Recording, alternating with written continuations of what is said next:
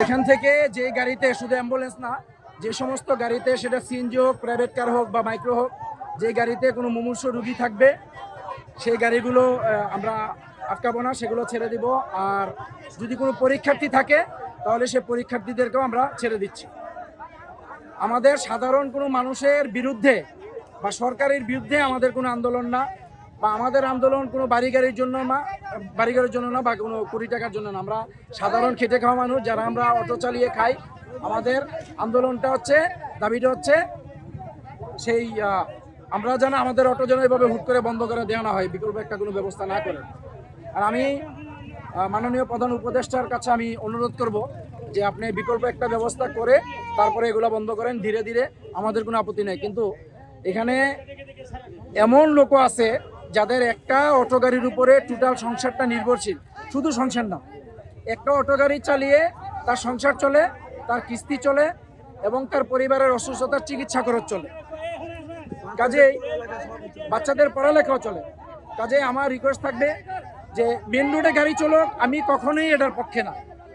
যদি কোনো কারণে মেন রোডে যেতে হয়, কোনো কারণে যদি যেতে হয়, সেটা 7টার মধ্যে মেন রোড থেকে সমস্ত অটো গাড়ি অপসারণ করতে হবে। সেটা হলো সকালের হিসাব। আর রাত্রে মিনিমাম 9টা বা 9:30টার আগে কোনো অটো গাড়ি রাস্তায় থাকতে পারবে না। যদি এই সময়টুকুর মধ্যে যদি কোনো অটো গাড়ি রাস্তায় পাওয়া যায় তাহলে সেই অটো গাড়িকে একেবারে নিশ্চিহ্ন করে দেওয়া হবে। আচ্ছা, এই অটো রিকশা চলাচলে যারা অটো রিকশা চালায় তাদের মধ্যে অনেকেই রয়েছেন অপ্রাপ্তবয়স্ক, তাদের ক্ষেত্রে আপনারা কি বলবেন? অপ্রাপ্তবয়স্ক যারা আছে তারাও তো বাধ্য হয়ে চালাচ্ছে, কোনো নিরুপায় হয়ে তারা চালাচ্ছে, তাদের ব্যাপারে আসলে বলার কিছু নাই। কারণ হচ্ছে যতটুকু জানি বা দেখতেছি যে অনেক ছেলেপেলে আছে যারা আগে বিভিন্ন রকম অপকর্মের সঙ্গে জড়িত ছিল, যেটা আমাদের চোখের দেখায়। তো তারা এখন সেগুলো ছেড়ে দিয়ে তারা অটো চালাচ্ছে, তারা সৎ পথে এখন ইনকাম করে খাচ্ছে। এখন এইভাবে যদি অটো গাড়ি যদি হুট করে বন্ধ করে দেয় তাহলে আমার যেটা ধারণা যে তারা আবার অপকর্মের সঙ্গে যুক্ত হবে। যেমন গত পরশুদিন আমি একটা চ্যানেলে একটা সাক্ষাৎকার দিচ্ছি যে তারা ওপেনলি বলছে যে এইভাবে যদি আমাদের ইনকাম সোর্স যদি বন্ধ করে দেওয়া হয় তাহলে আমরা বাধ্য হয়ে চুরি করতে হবে, হাইজেক করতে হবে। এটা তো সে মনের রাগে, দুঃখে, ক্ষোভে, অভিমানে বলছে, কিন্তু ডেফিনেটলি এটা হতেও পারে। কারণ মানুষ তো বেঁচে থাকতে হবে, খাইয়ে পরে তো বেঁচে থাকতে হবে। আমার পরিবার আছে, আমার পরিবারকে যদি আমি সোজা পথে যদি ইনকাম করে যদি আমি আমার পরিবারকে না চালাতে পারি, ডেফিনেটলি আমার তখন বিকল্প ব্যবস্থা নিতে হবে, ঠিক কিনা? কাজেই আমি বলবো মাননীয় প্রধান উপদেষ্টার কাছে আমার অনুরোধ থাকবে স্থানীয় থানার মাধ্যমে প্রত্যেকটা এলাকায়, প্রত্যেকটা গ্যারেজে তদন্ত করা হোক। তদন্তের কথা বলছি এই কারণে যে দেখা গেছে যে আমরা বিপদে পড়ে নিরুপায় হয়ে নিজেরা কেউ ভাড়া চালাচ্ছি, কেউ একটা অটো তৈরি করে একটা অটো বানিয়ে আমরা চালাচ্ছি সংসার চালাবার জন্য।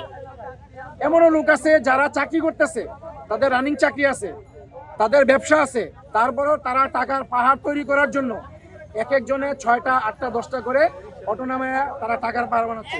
তাতে করে হচ্ছে কি প্রত্যেকটা জায়গায় একটা অটো গাড়ির অরাজকতা সৃষ্টি হচ্ছে। এখন আমি এটার সঙ্গে সংশ্লিষ্ট দেখে যে আমি এটার পক্ষে কথা বলবো না, লজিকের বাইরে কোনো কথা আমি বলবো না, বলি না, আমি এটা পছন্দ করি না। কাজে আমি বলবো যে প্রত্যেকটা থানার মাধ্যমে প্রত্যেকটা গ্যারেজে তদন্ত করে যাদের অতিরিক্ত হারে গাড়ি আছে সেগুলো সিজ করা হোক, বন্ধ করে দেওয়া হোক। এক। দ্বিতীয়ত হচ্ছে ইম্পোর্ট বন্ধ করে দেওয়া হোক এবং বাংলাদেশে যে কটা অটো গাড়ি ফ্যাক্টরি আছে প্রত্যেকটা অটো গাড়ি ফ্যাক্টরি বন্ধ করে দেওয়া হোক, যাতে করে আর কোনো অটো গাড়ি তৈরি হতে না পারে। ঠিক আছে? শুধু সাধারণ মানুষ না, যে আশ্চর্য বিষয় হচ্ছে সিআইডিতে চাকরি করে তাদের গাড়ি আছে, অটো গাড়ি। ডিবিতে চাকরি করে তার অটো গাড়ি আছে, পুলিশে চাকরি করে তার অটো গাড়ি আছে, সাংবাদিকতা করে তারও অটো গাড়ি আছে। এবার বুঝেন, প্রশাসনের লোক, মিডিয়ার লোক, তারাও যদি এই ব্যবসায় নামে তাহলে মানে কি বলবো, এখানে কি বলার আছে বলেন?